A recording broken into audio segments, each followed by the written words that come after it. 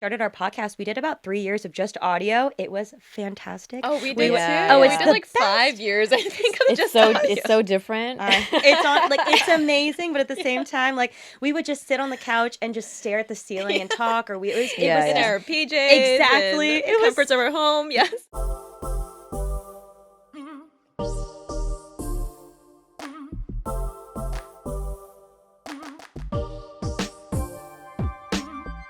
Today's guest is Remi Cruz, a content creator who, at the time of this recording, has 4 million subscribers across 2 YouTube channels, her main one being Miss Remi Ashton, and then her more vlog-dedicated channel, Rem Life.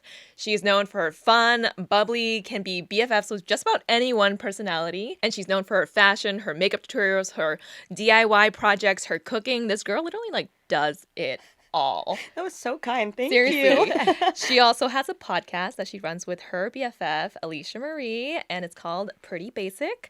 And also another fun fact I want to throw in here in this intro is that in 2023, Lana Del Rey gave her a shout out, gave Remi and Alicia and their friend Ollie a shout out, and said they were some of her favorite content creators that got her through COVID. Damn. How crazy is that? Yeah. Insane. Every waking moment of my life since that day in 2023, I have thought about that moment. It was the most insane thing that's ever happened to us. Our group chat is now called Lana's Favorite Bloggers, and we talk about it. I'm not kidding, every day. It was the best thing ever. Oh my god. Incredible. Yeah, Just, what an amazing that just sets thing. the context of who's here today, okay? Yeah, yes. you, guys. This woman of Korean and Guamanian descent, also an Anaheim, California native, SoCal girl, I am Yes. as well.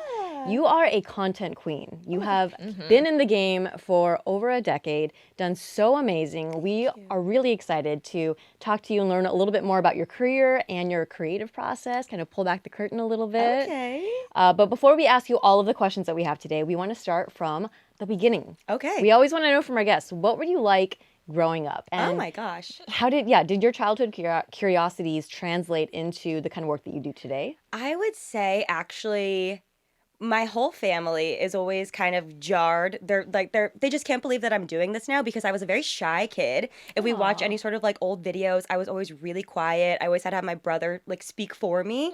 And so I think it's just my whole family, all my my parents' friends growing up, going to Korean church, and all of our Korean aunt and uncles are always like, how is she the one out of everybody to be doing this? But they're all so supportive. It's so sweet. And I think I definitely started to find sort of my personality that I have now. I think when I got to high school, I would say I started running for student council and started making friends and on the dance team, and I think just kind of found my groove with that, and it kind of transformed me into the woman that I am now, and also once I realized I'm a Leo rising, I think it really came to be. I wasn't always the most confident in myself, but through I think just friends and family and support, and then also just finding YouTube truly, I found who I am now. Yeah. When did you start picking up just a camera? When was your first vlog? What was that like? I found the camera. Well, actually, I found YouTube first. I found it because my aunt had given me the first generation iPod Touch, and it came pre-installed with YouTube. And so I was just exploring all the apps. And at this time, YouTube was the little TV looking grayish, greenish little icon. And I was like, what is this? And I found so many beauty creators. I think I was in 7th or 8th grade, and I found so many Asian beauty creators. I found Purse Spies, I found Michelle Phan. They were all making these videos. It was this whole world that I had no idea existed. And at a time where I was just learning how to do makeup, I was just finding a lick of self-confidence, and I became obsessed with watching videos. I would pretend to go to bed and then stay up till 4 a.m. in the morning just watching. My mom would come yell at me because I was supposed to be sleeping. And I just found this whole world of women that looked like me. And I talk about this a lot, but YouTube is the first place that I found women that looked like me, that I could look up to, that I could, see as role models, and really just admired so much and learned so much from. And so I became obsessed with watching videos, and I would just talk to myself in the mirror doing my little tutorials.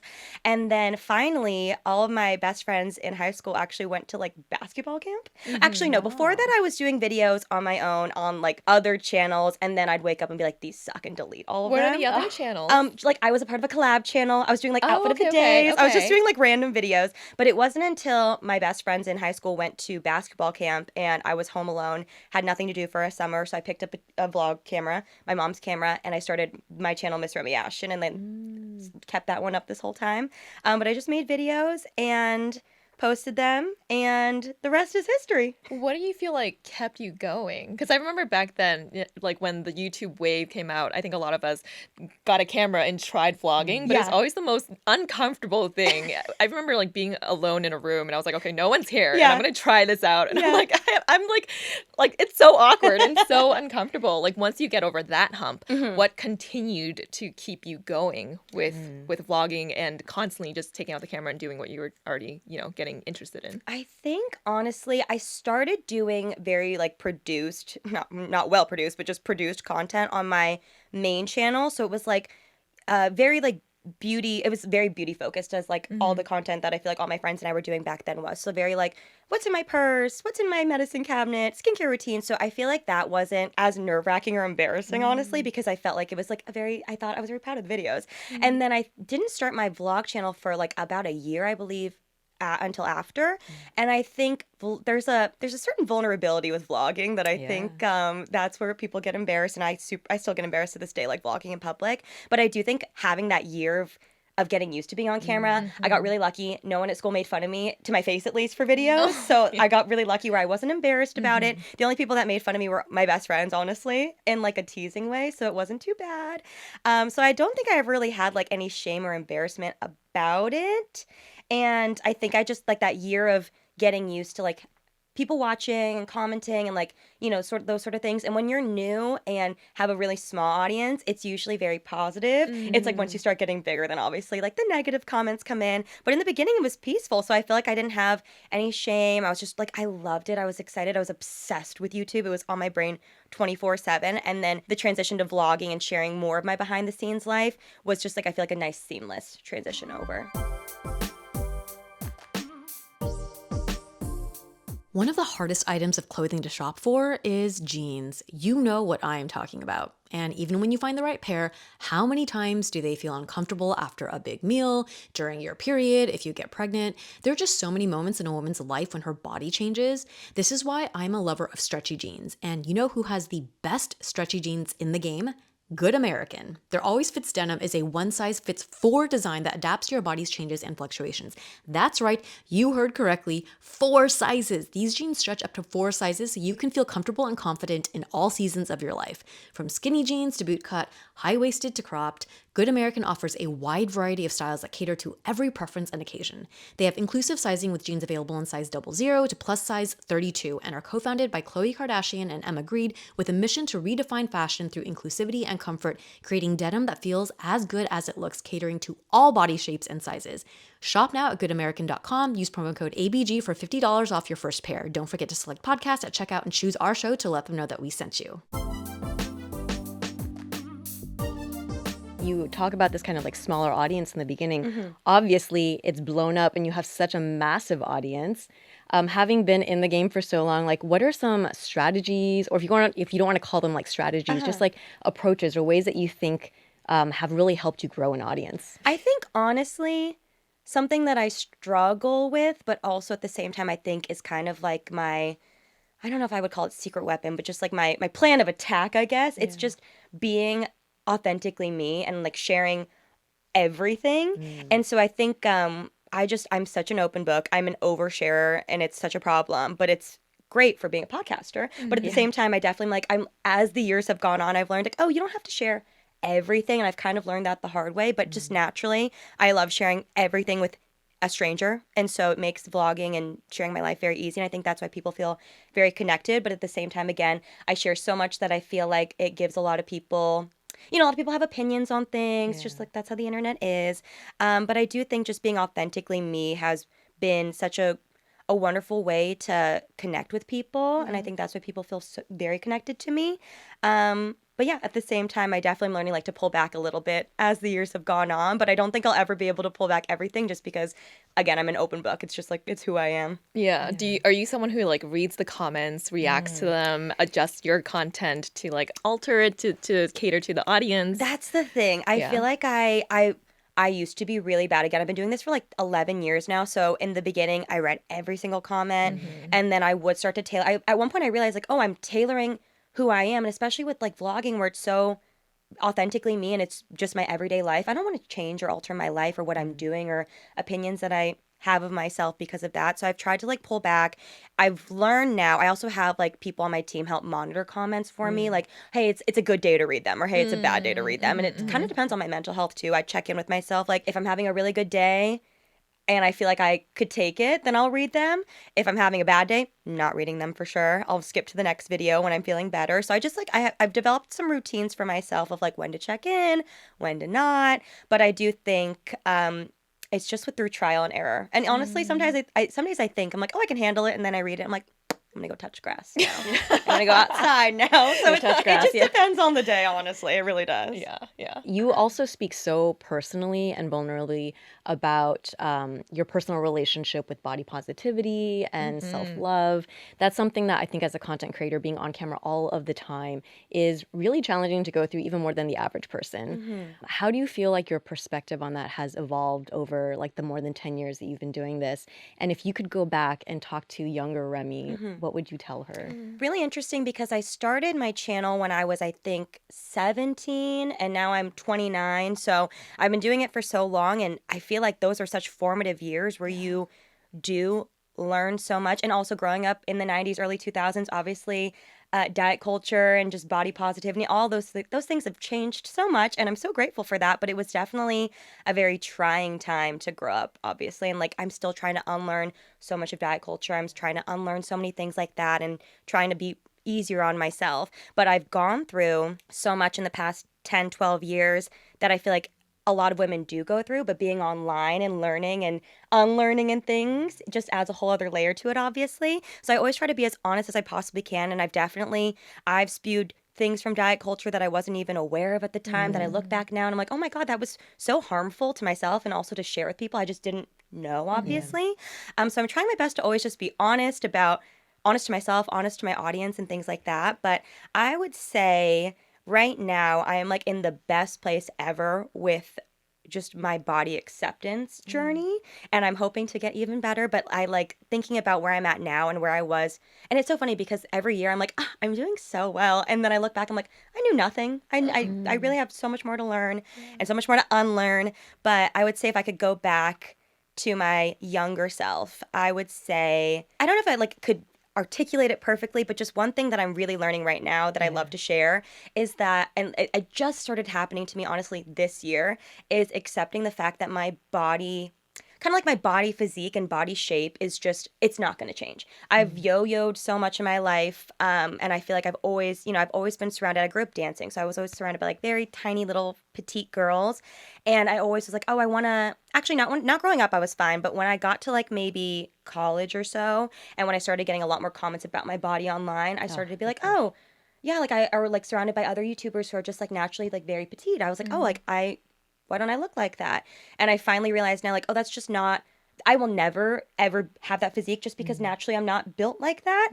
And so I think just finally this year, I finally accepted it. Like, oh, and that's okay. Like, I can still be like a very healthy version of myself in the body that I'm blessed with, but I'll just never have like that body shape or petiteness or whatever it may be. But I'm finally coming to like terms with that, and I'm totally fine with it. But it wasn't until this year. But I really thought like a few years ago, like I got this down, and I did not have it down. Can I ask, what was that moment that sort of, because you've been going on this journey for a while, and you've shared so openly about it, which I so appreciate your just transparency around this conversation. I think it's so important. And I think it's so hard too, because especially as women, like we're always evolving with our self-confidence, with our body image. Like I can feel great one day, and then like once my period hits, I'm like, damn, That luteal phase gets you. Yeah. we're going downhill today, So it's always changing. And I feel like a lot of times people want to share like at the end of their journey, like once they've reached like a conclusion, to be like, let's reflect back, and now I feel comfortable sharing all of it. Yeah. But like you're doing it at all of these various milestones and throughout the entire journey. I think that's just so beautiful. Thank you. But you just said something that I want to just touch back on, where you said, this is the year that I finally feel good with like my body acceptance phase. How did you get there? I've struggled with PCOS my entire life, but I only got the diagnosis, actually not only, I got the diagnosis I think in like 2018. And from 2018 until last year, I was seeing so many different doctors on so many different medications and just trying like birth control, trying this medicine, trying that medicine. And I felt like I was just a guinea pig for myself, and also like I kept sharing everything with my audience, but I kept like praying that something would work, and it honestly didn't, and my hormones were so out of whack. And finally last year I finally saw a specialist, and I saw this doctor who for the first time I felt like listened to me and genuinely cares, and put me on a whole regimen to just level out my hormones. As of last week I found out I am fully, like, all my hormones are leveled out for the first time in my life. Yay! Wow. Which I just it's thank you Yeah. so Yeah, that's much. And like amazing. it's so interesting because like hormones are so specific to every single person. PCOS is so specific to every single person as well. Like it's such a spectrum for everybody. But I think I wasn't aware how important and how much that would change my life and my outlook on everything. And just I think I'm in such a better mood all the time. I have so much more energy now, and I just never knew I could feel this way. And so I think like healing my body from the inside out, and I'm still like at the very beginning of this journey, but healing my body from the inside out has just like changed my outlook on everything. I have a really supportive partner who's just like the best and has always made me just feel so beautiful and amazing and supported. And I think it's just a culmination of like finally having hope for finding the diagnosis and having some sort of like plan for the future, having a supportive partner, supportive family, supportive friends. I think just everything has made me feel just so okay with everything and just like at peace with everything. So it's been amazing. I'm very happy. I'm so happy for you. I'm like just hearing. I'm like Yeah. like getting emotional hearing this. I'm like so Thank you. this week too to like be able to find that into this year after Yeah. such a long journey to come to this place where you're like comfortable. That makes me really happy to hear. Thank you guys. Yeah. Hello, renters. This one is for you. Do you ever feel like you're stuck in this loop of rent payments, just watching your money vanish into thin air? It's time to turn that rent game around and start earning some serious rewards. That's where Built Rewards comes in. Built is breaking ground as a neighborhood rewards program that hooks you up with points on your rent. Every month, pay your rent and watch the Built points roll in. Use points to jet off on a dream vacation. Put your points toward a flight or hotel stay with 500 plus airlines and 700,000 plus hotels and properties. You can also use your points to book fitness studio classes, redeem them toward a future rent payment. They're designed to meet your lifestyle. Pay rent hassle-free through the Built Rewards app. Your rent game just got a major upgrade. Built points have been consistently ranked the highest value point currency by the Points Guy and Bankrate. Earn points by paying rent right now when you go to joinbuilt.com/ABG. That's joinbilt.com/ABG. Make sure to use our URL so they know that we sent you. Joinbuilt.com/ABG to start earning points with your rent payments today. How has your understanding of your cultural identity as an Asian American woman evolved throughout your career? What a fabulous question. These are such good questions, you guys. So I grew up, my parents both immigrated from Korea when they were young. And I moved to, I was born and raised, they moved to Orange County, and Orange County is predominantly white. So I grew up in a very predominantly, I was actually looking up the statistics the other day. I was like, I wonder how many, like the census of specifically where I'm from. And it's like statistically predominantly Caucasian. I felt that growing up, but I also wasn't like I wasn't paying attention as much, honestly. It wasn't until I got older and I look back, I'm like, oh, wow, that was, an interesting childhood. I never felt, out of place, I will say, because Orange County does still have like a good amount of Asian people also. But, I grew up in Orange County, and my parents, I would say like the taste of Korean culture that I got was small taste was like going to Korean church for a little bit and being surrounded, like having all my Korean aunts and uncles and all my cousins who are like not real family, but like family friends. They're all aunties and uncles. Exactly. Yes, exactly. And Korean food, like my mom would make Korean food a lot at home, but that was kind of really the only experience or like, I guess just like, experience with my culture that I had. It wasn't until I got older, and it's funny because my brother and I obviously grew up in the same house, and he is like not interested in Korean food, not interested in Korean culture. He just like he did not assimilate nearly as much as I wanted to. And Korean food, just obviously I love food. I make a lot of food content, and I've always loved food, but Korean food is what made me really understand and appreciate my culture and want to grow closer to my family because of it, closer to my grandma because of it. Going to Korea. I just went recently to Korea. I went when I was younger, but I just like when I was not the same when I you was when I was don't- 15, yeah. I was like, I want to be like, I'm thinking about all the boys that I like. I can't wait to go back to school and see my crush. But like going back more recently, I went with my best friend this year. And we went and met up with my parents who were there too. And it was just such an amazing experience. It was so cool to be able to see where my parents grew up and got to, like, I really kept stressing because my parents were like, no, like, let's go, shop and eat. And we shopped and we ate. But there were certain things where I was like, I really want to see, like, I want to see where my dad grew up, want to see where my mom grew up. And so it's just been like such an amazing experience to grow closer to them and to connect with them. And again, I love Korean food, and it's just brought me so much closer to my culture, and it's just been such an amazing experience. And I love learning how to cook things and sharing it with my audience, and also like cooking it for my fiance, who is just like, it's so funny because I grew up with Kalbi like once a week. Like my mom would make it very commonly, and so it's my fiance's favorite food now. So when we eat it, he's like, I can't believe you ate this. Like, it's the craziest thing ever to me, because he's white, so he grew up with like casseroles and things. And he's like, this is insane. And it's so funny because like being around him, I think makes me almost want to brag and like appreciate it even more. So it's just a really fun experience. Yeah, you have someone to share it with. Exactly. Yeah, I also grew up in Orange County, and I really resonate with what you said, meaning like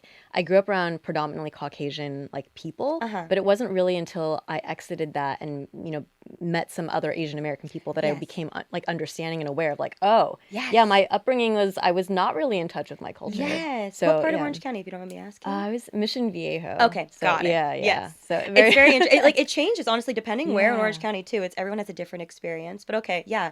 I feel like every Asian person I talk to from Orange County has the similar little backstory. Yes. Yeah. What's the first thing you do when you get home from your long day? It used to be taking off the uncomfortable, restricting undergarment across my chest, the bra. Ugh. But since I've started wearing Honey Love, the game has changed. Their best-selling crossover bra is so comfortable. This bra gives all the support of traditional bras without using any underwires. They also have all types of amazing shapewear. Honey Love's best-selling Superpower Short has targeted compression technology that distinguishes between areas you want more support and areas you need less compression. Give yourself the gift of comfort. Plus, for November only, Honey Love is giving up to 50% off site-wide. Visit honeylove.com/ABG to shop their sale and let them know that we sent you when the survey asks. One of the biggest struggles of shapewear is the removal. Honey Love is just as easy to put on as it is to take off. Ladies, give the gift of comfort this holiday season. Whether you're attending a wedding, hosting a big Thanksgiving dinner, or simply seeking that everyday boost of confidence, Honey Love is the perfect plus one. Treat yourself to the best bras and shapewear on the market and save up to 50% off site-wide at honeylove.com/ABG this month only. Inventory is limited and the sale ends soon, so don't miss their best deals of the year. After you purchase, they'll ask you where you heard about them. Please support our show and tell them that we sent you. Elevate your comfort, elevate your style, thanks to Honey Love. Well, I want to switch topics real quick to understanding your creative process, because I feel like you're doing so much. You have two podcasts. Yes. You have 2 YouTube channels. Yes. You're on Instagram. Yes. You're active on all of them. Like, trying. Where are you not? how? And you're also going on other people's podcasts. Like, crazy. I want to understand, because I guess your main output is like video, right? Yes. Like, what is your creative process? What is the planning process to get to a video from beginning to end? And I guess this is more associated with your vlogs versus your Instagram versus your podcast. Yeah, okay. So with vlogs. I would say honestly, it's so funny because vlogging to me is so back of mind. It's so just routinely now for me because I've been doing it for so long that I don't even consider that work. Which is so funny because I would unplanned. say It's unplanned. completely Yeah. unplanned. I honestly, it's like and again going back to the thing of being an oversharer, I share everything to the point where I struggle to think of like what not to show or what to take away versus like what not to show. Just because again, I'm like, oh, I want to share everything. And so it's so funny because I actually saw a comment recently on my vlog where someone was like, oh, I'm so happy that Remi's so happy and thriving right now, but I would love to like see more of her life. And I read it and I was like, oh my God, it's so interesting because like, I'm not showing anything. I really am. I think just right now in my life, like and I'm so grateful for this peaceful time, and I need to just like check in. Like things have been really good. Last year was definitely a hard year because my brother and my aunt were both going through cancer, and I was like really openly sharing all those things. They're both doing very well now, and I'm so grateful, but it was definitely a hard time. Last year I was figuring out all the hormone stuff, so I was going through a lot personally, and I love to share those things. I make sure my family's cool with me sharing, of course, but I love sharing those things. But I'm in such a peaceful time right now. I understand how it looks like, oh, she's only showing the good things. I'm very lucky that right now for the past You're like, month, my life is the good been things really right good. now. I'm really Be happy. happy. Leave her I'm alone. very happy. No, I'm very grateful. And here's the thing: something bad's gonna happen. That's life. But for right now, I am soaking up the peaceful moments. But for vlogging, I really do. I just share kind of everything in between.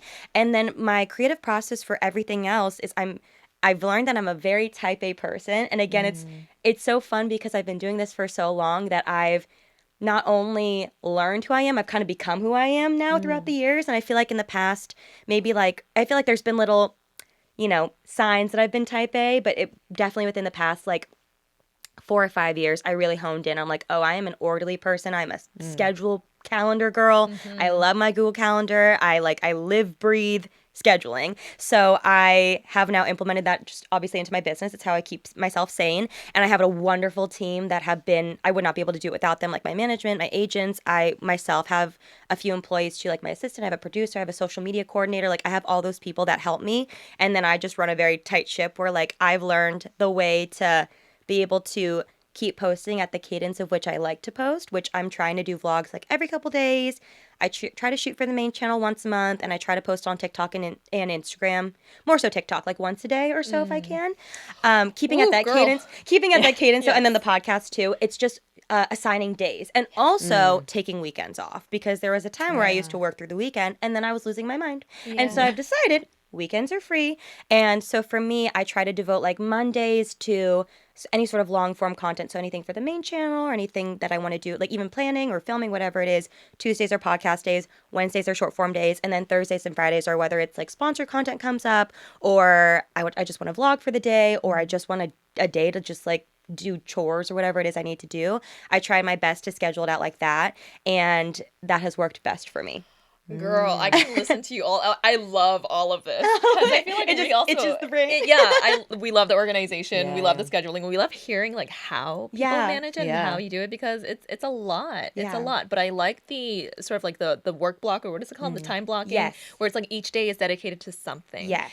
So when you say podcast day, are you recording every week for the podcast? Yes. You have two podcasts. Two podcasts, yes. So we switch off every other week, doing 2 episodes every other week. So then the 2 podcasts kind of filter out. So every Tuesday, the whole day is just blocked out from like 11 to like 9 p.m. of just podcasting all day. But it works out great, honestly. Like it's my orderly brain. It's so funny too, because the podcast we do with Zane and Heath, they're 2 guys. They don't do podcasting in the same way, like scheduling that we do. I think they kind of just do it on a whim. Yeah. And yesterday Zane was like, if you ever just want to do one, I'm so down for it. And we were like, no, sorry. It doesn't work with our schedule. Yes. So no. Exactly. No. That's going to throw off my whole brain. So like, no. But like, I'll let you know if I ever feel like doing that. But they're super understanding, very accommodating. And it's worked really well to be able to keep up the cadence, because my big fear is, and I've seen a lot of YouTubers who, start other ventures or do other things and forget specifically YouTube and put that on the back burner. And while I totally understand it gets to be a lot,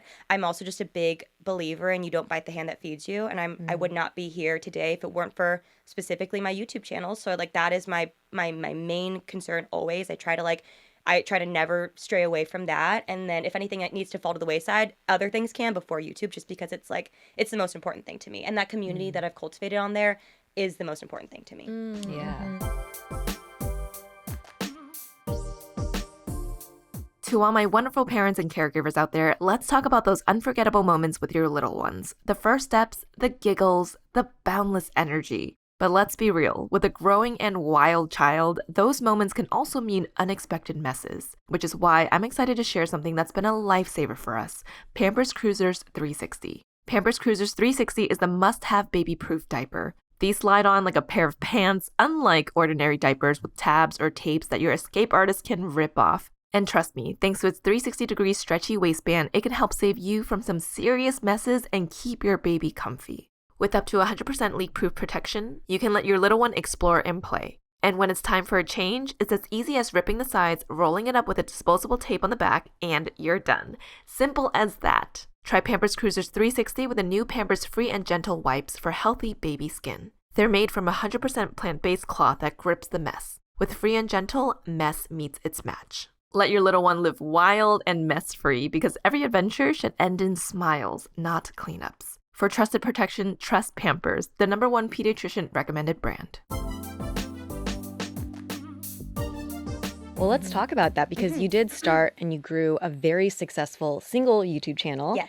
And then you decided to do another YouTube channel. Yes. And then you added the podcast. Yes. So what was that progression like? What made you decide to jump from like that one to the many? I would say honestly, I was just following what other people were doing, if I'm being so honest.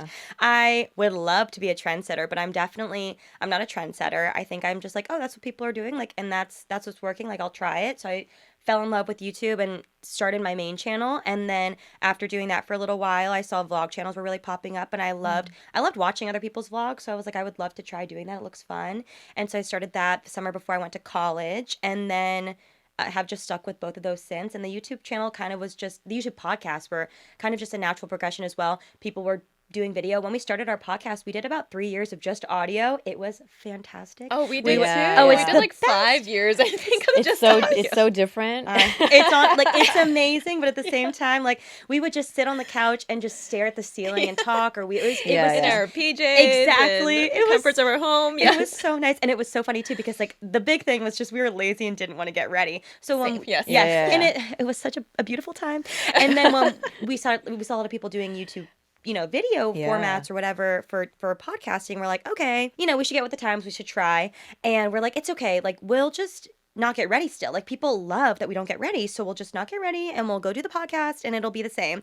And we started going in, and in the first few episodes we weren't wearing makeup, and we just came like in our sweats, and we're like, it's like, people are gonna love it. And at one point our producer was like, hey, so I don't know if this is a real correlation, but I'm just letting you know, analytically speaking, episodes do better when you look better. So like, you might want to get ready. That is a harsh truth right there. I know. We're like, okay. So now we come glam, but we learned our lesson. But it was fun for a little time. But it's been really fun. And like, again, just like, I love the scheduling order of everything, and just it's fun because every YouTube channel also has different communities. Like, I think there are people, I know there are people that watch my main channel that don't watch my vlog channel, and people that watch the podcast that don't watch both podcasts, that only watch the vlogs, or whatever it is. So it's really fun to have like different little communities. And I would say the most tight-knit, I think, for me is definitely, for me personally, the vlog channel, because people, again, are just like seeing so much of my life. And then the vlog or the podcasts are so wonderful because it's two very different communities also within the podcast. Like the podcast with my best friend Alicia, Pretty Basic, is so girly pop time. We'll talk about everything from like what we did for the week versus like going to Vegas and like hanging out and like having girl time, to like really deep things like body, how we're feeling about our bodies, your to latest mental health. episode, yeah. It goes up and down. We're crying, we're laughing, all the things. And then the other podcast is just like honestly fun time. So it's so fun to have like all these different little communities and like facets of our personalities shown all across the internet. You're just trying to take over the world. All the communities, clearly. I'm done, honestly. I really am. I got a call from my manager a little while ago, and they were like, oh, like, let's like, there's this new app that's blowing up. Like, I was like, No I more. tried it, and I honestly, though, I think I finally reached my point where I'm like, You're good. done. I'm good. For I feel now. very fulfilled. For now. Yeah. For now. Yeah. You share so much, and it seems like it just comes so naturally to you, especially if you're like, oh, I have to do the vlogs because that is what feels most familiar, and you're like kind of giving back to that community. And you're just doing it out of like love for that space. So truly it is something that's coming authentically from you. You're like, I just want to show you my life and everything that I go through. How do you balance or navigate being vulnerable, but then also like creating those boundaries for yourself? I know you said like weekends are for myself. Yeah. You don't touch that. But like in terms of like different topics or like getting too deep, like how do you sort of separate the two? I don't. Yeah, okay. And that's the problem. I think I just am learning as I go. Because I am someone who's I'm someone who, when I meet someone, I give you 110% of my heart. I trust you. I love you.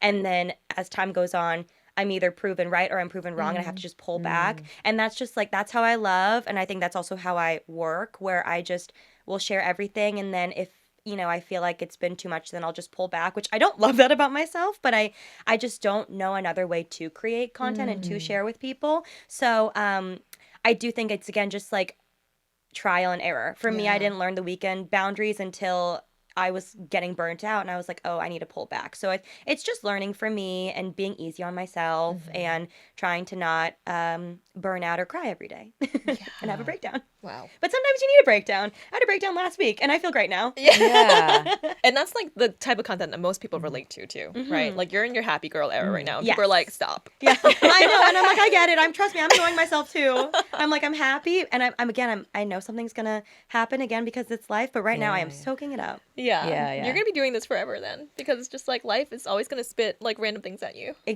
Yeah. Content forever. Yeah. Forever. Yeah, I don't know when I'm gonna stop, just because it's been. There's going to be a time where I've been doing this longer than I've lived, or not longer than I've lived, but more than half my life. More than half your life, longer than I wasn't. More than half of your life is like documented. And girl, you're almost there. We're getting close then, right? Yeah, we're getting in close. 5 years. Woof. But I love it. Yeah.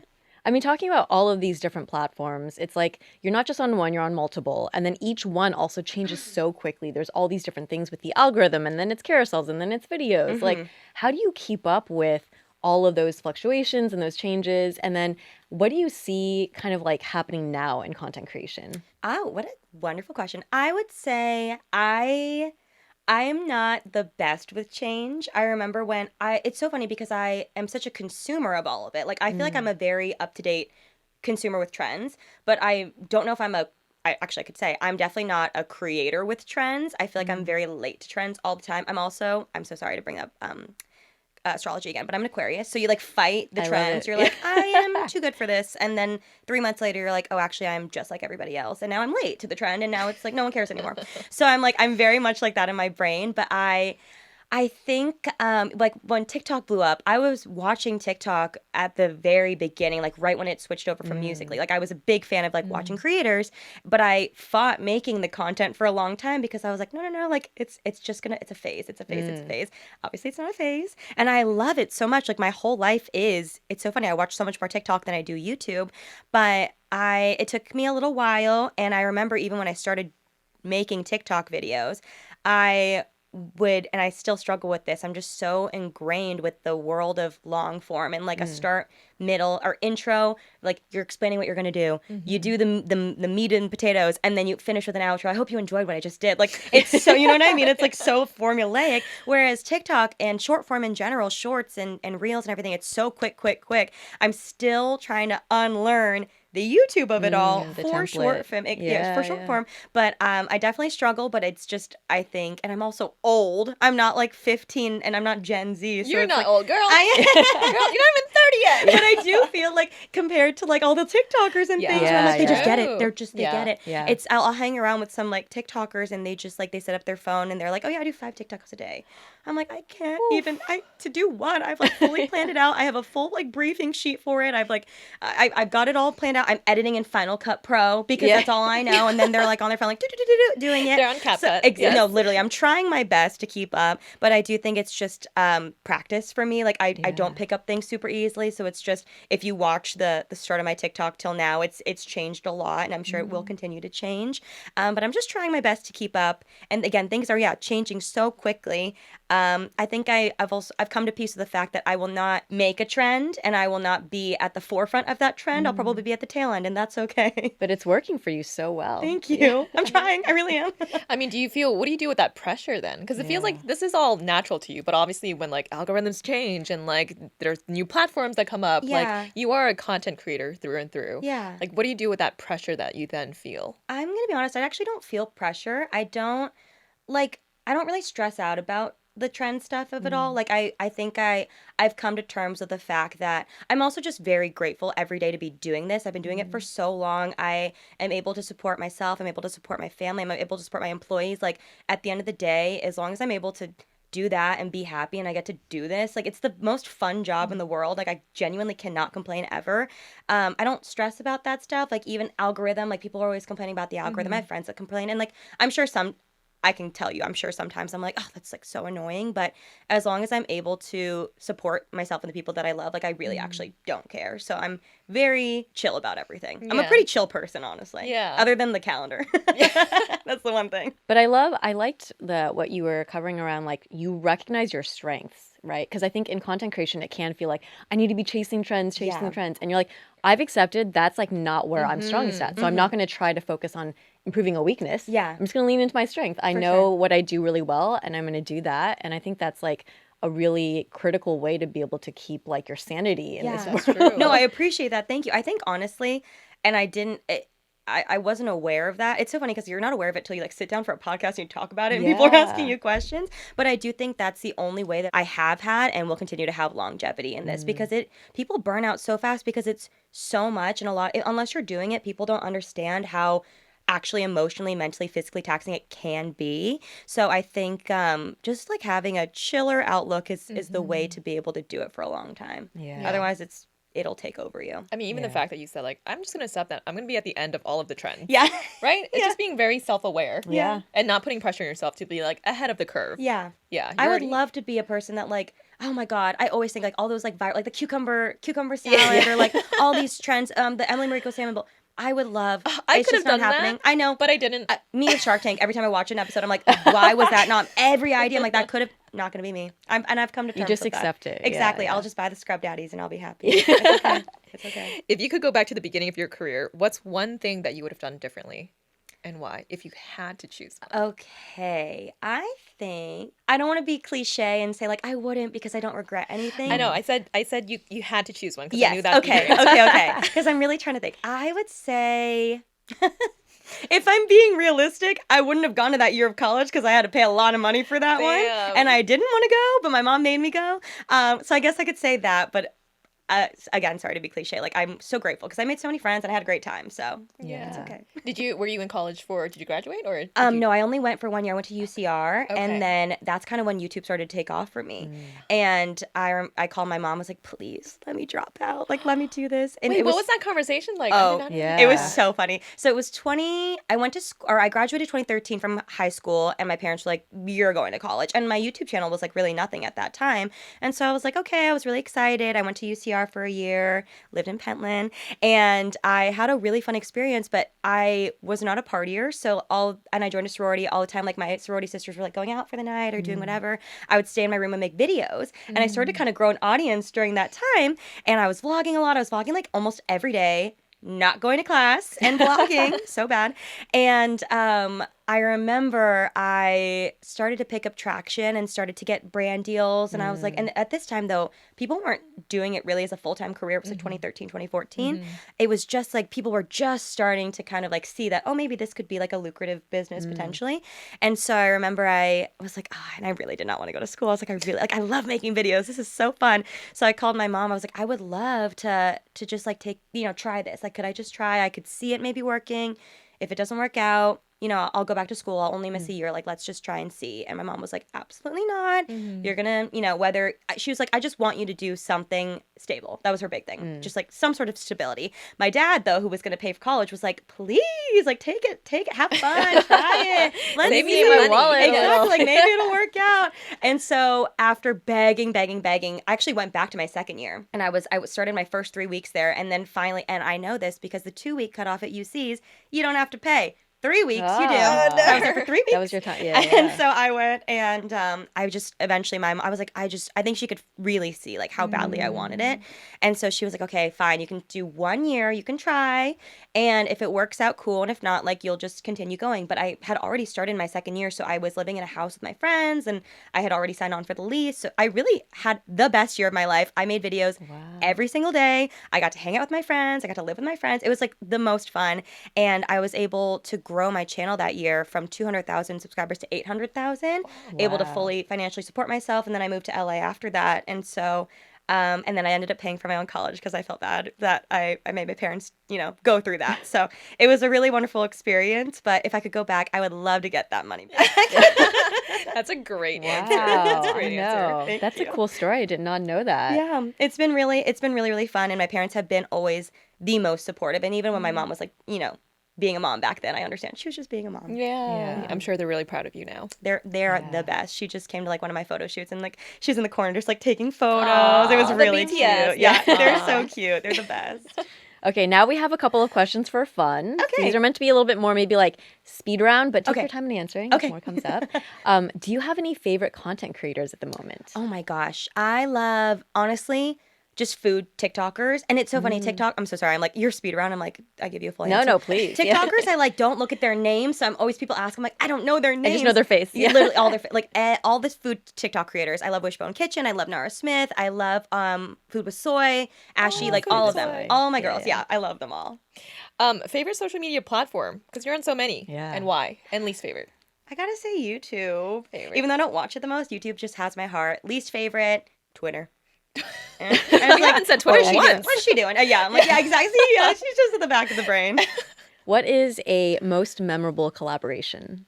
My best friend Alicia and I collab all the time, and it's just so fun because I worshipped the ground. I still do, but I worshipped the ground she walked on when I was in college and watching her videos. Like she was the blueprint for me. So every time we collab, I have like a little inner fangirl moment where I'm like, oh my God, she knows your name. Like, this is crazy. Aw. We're best friends, but like, it's just always like, it's feeding my little inner fangirl. So I have to say her. Aw. That's so cute. That's so cute. And That's she's very going to love cute. that when she Yeah, hears she this. will love that. Okay, worst collaboration. Oh my goodness. I'm gonna have to put it on me. I was on a Disney Channel music video back in the day. Wow. Dream, you guys. What? Dream? Dream scenario. Like I. Oh, Like, wait. Like Dream. Dream scenario for me. Oh, I thought there was a group called Dream, no? Dream Street. I love Dream Street with Jesse Yes. McCartney. But I Yes. was like, it was a Dove camera music video. It's when she was doing Liv and Maddie. I grew up on Disney, so I was like, this is Wow. everything I've ever Yeah. wanted. I did not, and the guy that had cast me for it was like, oh, I'll send you the song so you know it. But I never got the song. And so I was like, oh, I'm not going to ask. Like, I don't want to be annoying. Should have been annoying.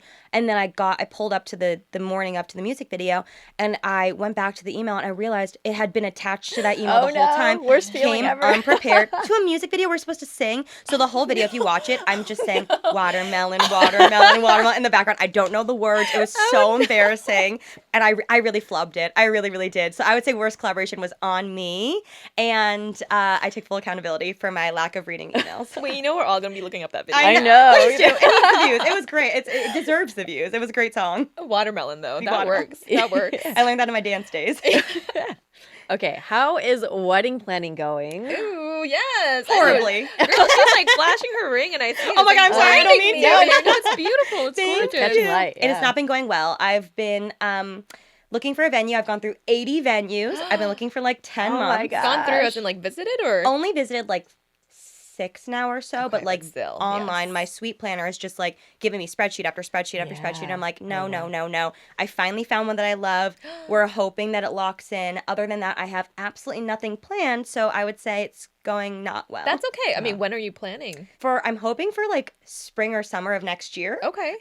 Which is like soon-ish, but You have time. thank you. Okay, Yes. okay. Yeah. That's what I need to hear from like other brides. As long as they say that, I'm like, okay. I just like calm down. Yeah. Yeah, yeah. Okay. I think nine months is good. Okay, Yeah. really? Okay, Yeah, good. just lock in a location and then start I feel like dress that's shopping, the which you hard already part. are doing. You're dress Oh, shopping. I got the dress because I was like that. I kept, Those are people the hard scaring things. me. Location and Yeah. dress. Exactly. Yeah, or Okay, venue good. and That dress. makes me feel better. I just saw so many people online like, you need your dress like a year out, like blah, blah, blah, blah. And I was like, I don't even know where I'm getting married, but okay. I guess I'll get a dress. So I got the dress and we're good now. Okay, you're good. Oh, so excited for all the wedding content. Thank you guys. Okay, last question. Where do you see yourself next year?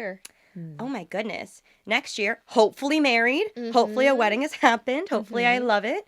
And hopefully slowing down a little bit. I've been really, really busy and I need to just like take some time for me. Yeah. And I would love to continuously find new boundaries and just feel I would love to keep the peace that I'm at right now. Honestly, if I could have today, like the life that I have right now next year, I'd be so happy and very Aw. grateful. All right, keep coming back to this podcast. I would Yeah. I would love it. Thank you guys.